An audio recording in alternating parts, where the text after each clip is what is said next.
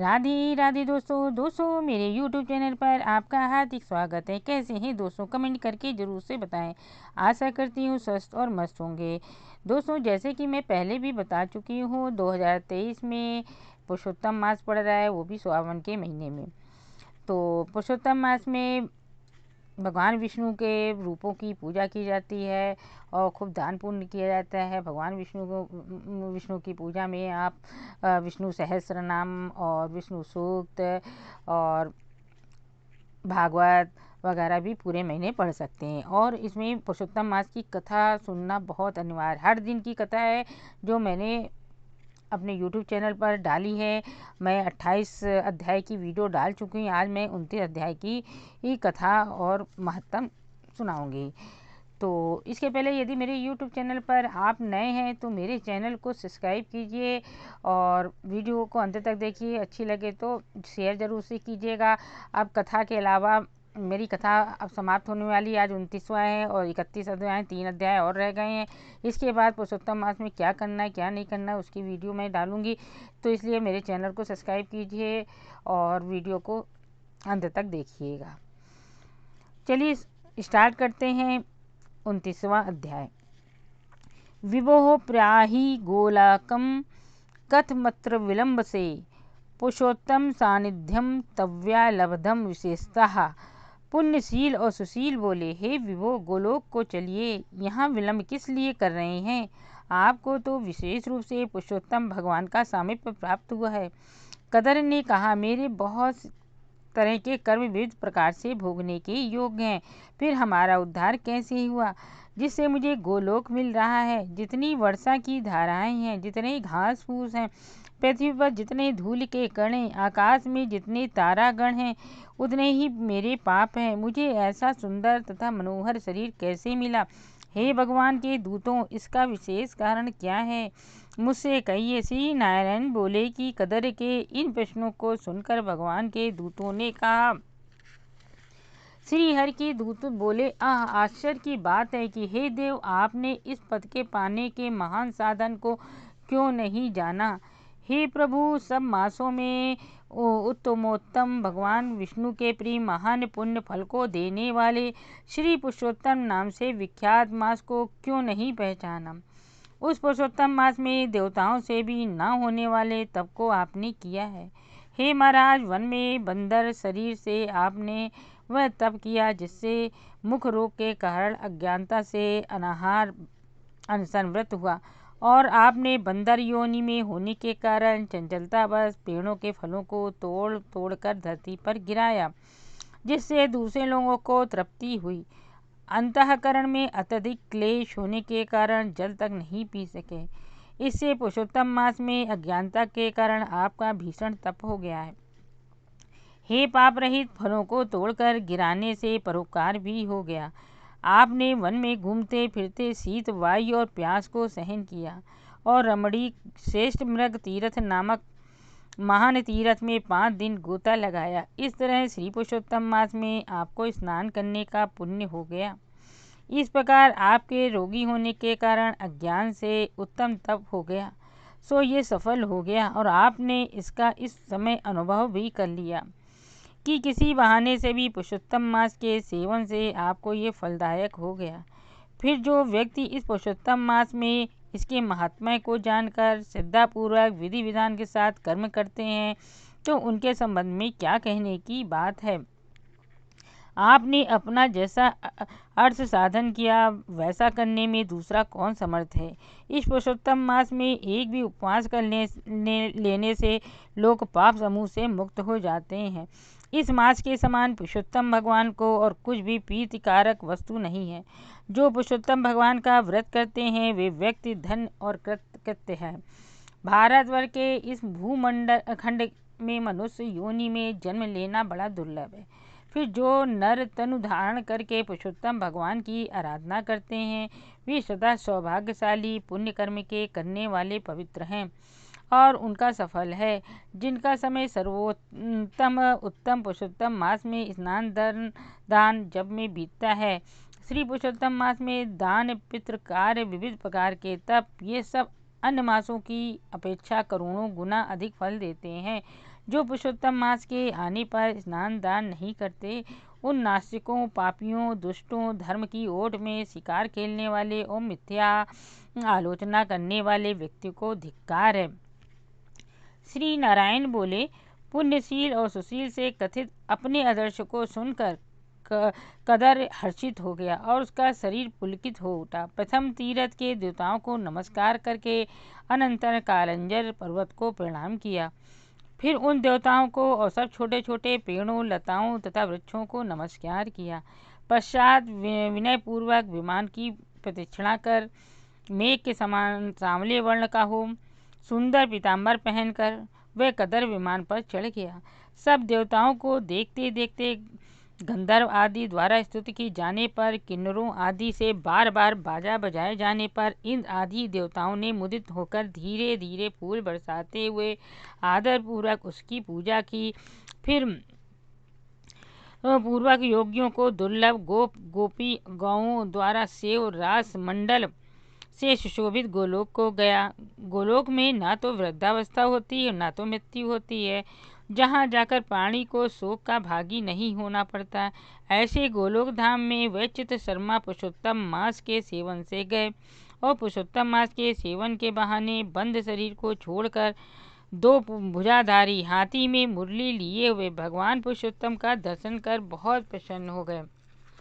श्री नारायण बोले, इस अद्भुत दृश्य को देखकर समस्त देवता चकित हो गए और श्री पुरुषोत्तम की प्रशंसा करते हुए अपने अपने स्थान को चले गए। नारद मुनि ने कहा, हे तपस्वी राज, आपने दिन में प्रथम भाग के कृत को बतलाया। पुरुषोत्तम मास में दिन के पिछले भाग में होने वाले कृत को कैसे करना चाहिए? हे वक्ताओं के अग्रगण्य, ग्रस्तों के उपकार के लिए मुझसे कहिए, क्योंकि आपके सदस्य महामना सदा सबके उपकार के लिए ही घूमते रहते हैं। श्री नारायण ने कहा, प्रातःकाल के कृत को विधि पूर्वक समाप्त करके बाद मध्याह्न कालीन संध्या करके फिर तिल से तर्पण करें। देवता, मनुष्य, पशु पक्षी, सिद्ध, यक्ष, सर्प, दैत्य, प्रेत, पिशाच और नाग, ये सब जो अन्न की आकांक्षा करते हैं वे सब मुझसे दिए गए अन्न को ग्रहण करें। फिर पंच महायज्ञ को करें, अनंतर भूत बलि करें, पश्चात श्लोक पढ़ते हुए कौवे और कुत्ते को बलि देवें। इस प्रकार कहकर समस्त भूतों को पृथक फिर बलि देवें। तदनंतर विधि पूर्वक आचमन कर प्रसन्न चित्त होकर श्रद्धा के साथ अतिथि के आगमन की प्रतीक्षा में गौओं के दूहने से समय तक द्वार का अवलोकन करता रहे। यदि सौभाग्य से अतिथि मिल जाए तो विमल बुद्धि वाले को चाहिए कि पहले मीठी वाणी से सत्कार करे, फिर उनकी देवता के समान पूजा करें और अपनी शक्ति के अनुसार उन्हें भोजन और जल से अत्यंत भक्ति पूर्वक संतुष्ट करें। फिर विधि पूर्वक समस्त व्यंजन के साथ सिद्धान्न से अन्न निकालकर भिक्षु और सन्यासी और ब्रह्मचारी को भिक्षा देवें, क्योंकि सन्यासी और ब्रह्मचारी ये दोनों सिद्धांत के मालिक हैं। इस सिद्धांत के मालिक हैं। इनको अन्न न देकर भोजन करने वालों को चंद्रायण व्रत करना चाहिए। पहले सन्यासी का हाथ धुलाकर फिर भिक्षान देवें, बाद में फिर जल देवें। ऐसा करने से भिक्षान मेरु पर्वत के तुल्य और जल समुद्र के समान कहा गया है। जो मनुष्य आदर सत्कार साथ सन्यासी को भिक्षा देते हैं उन्हें गोदान देने के समान पुण्य होता है। इस बात को भगवान यम ने अपनी स्मृति में कहा है। बाद में मौन होकर पूर्व मुख बैठकर शुद्ध बड़ी थाली में रख अन्न की प्रशंसा करते हुए भोजन करें। अपने आसन पर अपनी थाली में एक वस्त्र से भोजन नहीं करें। स्वयं आसन पर बैठकर स्वस्थ चित्त और प्रसन्न होकर जो अकेले ही अपने कांसे की थाली में भोजन करते हैं तो उनकी आयु, बुद्धि और कीर्ति शक्ति ये चारों बढ़ती हैं। दिन में सत्यम त्वर्तेन परिशिंचामि, रात्रि में ऋतु या सत्येन परिशिंचामि, इस मंत्र में से हाथ में जल लेकर सिंचन कर घी के साथ सब अन्न का भोजन करें। भोजन में जो कुछ अन्न लेकर भूपते नमः पहले कहकर भुवन पत्ते नमः कहकर धर्मराज को बलि देवें। भूतानां पत्ते नमः कहकर चित्रगुप्त को बलि देने के बाद भूतों को देने के लिए कहें। भूख प्यास से व्याकुल होकर जिस किसी जगह में स्थित हों उन भूतों को तृप्ति के लिए यथा सुख ये अच्छे अन्न होवे। उनमें ओम प्राणाय स्वाहा ओम अपानाय स्वाहा, ओम व्यानाय स्वाहा, ओम उदानाय स्वाहा, ओम समानाय नम स्वाहा कहें। इससे पहले प्रणव ओम का उच्चारण कर अंत में स्वाहा पद छोड़ दें। फिर घी के साथ 5 ग्रास पहले निकल जावें, दांतों से न दबावें। फिर तन्मय होकर पहले मधुर पदार्थ का भोजन करें। नमकीन और खट्टे पदार्थ बीच में खाएं। इसके बाद कड़वा तीता पदार्थ को भोजन करें। मनुष्य को चाहिए कि पहले द्रव पदार्थ को भोजन करें, बीच में कड़े पदार्थ खाएं और अंत में फिर द्रव पदार्थ को भोजन करें। ऐसा करने से बल और आरोग्यता बढ़ती है। मुनि को 8 ग्रास भोजन करना चाहिए, वानप्रस्थ आश्रमी को 16 ग्रास, गृहस्थ आश्रमी को 32 ग्रास भोजन करना चाहिए। ब्रह्मचर्य आश्रम वाले को अपरिमित ग्रास भोजन करना चाहिए। ब्राह्मण, क्षत्रिय, वैश्य को शास्त्र के विरुद्ध भोज्य पदार्थों को नहीं खाना चाहिए। सूखे और बासी पदार्थों को भी स्वास्थ्य चिंतकों ने अभोज्य बतलाया है।